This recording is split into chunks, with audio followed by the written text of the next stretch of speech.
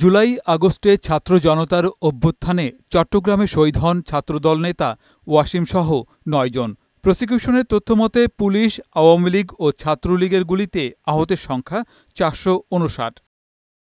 মঙ্গলবার এ মামলায় সাবেক সংসদ সদস্য ফজলে করিম ও যুবলীগ নেতা ফিরোজকে হাজির করা হয় আন্তর্জাতিক অপরাধ ট্রাইব্যুনালে। শুনানি শেষে কারাগারে পাঠানো হয় ফিরোজকে, আর ফজলে করিমকে একদিনের জিজ্ঞাসাবাদের অনুমতি দেয়া হয়।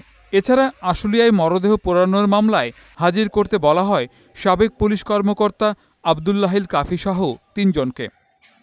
পরে চিফ প্রসিকিউটর তাজুল ইসলাম সাংবাদিকদের বলেন, জুলাই গণহত্যার বিচার করতে সক্ষম বাংলাদেশ। আন্তর্জাতিক অপরাধ আদালতে যাওয়ার প্রয়োজন হবে না। হত্যা বলেন অথবা ক্রাইমস অ্যাগেনস্ট হিউম্যানিটি যে মামলাগুলো আছে, আমরা বাংলাদেশের এই ট্রাইব্যুনালেই এই বিচার করার ব্যাপারে আমাদের সিদ্ধান্ত রয়েছে। আমরা কোনো অবস্থাতেই এই বিষয়টি আইসিসিতে প্রেরণ করতে চাই না, এটা আমাদের সম্মিলিত সিদ্ধান্ত। আইসিসি যদি আমাদেরকে টেকনিক্যাল সাপোর্ট দেয়, এইখানে বিচার হবে, তারা আমাদের বিভিন্ন টেকনিক্যাল সাপোর্ট দেবেন, সেটা অবশ্যই আমরা গ্রহণ করব।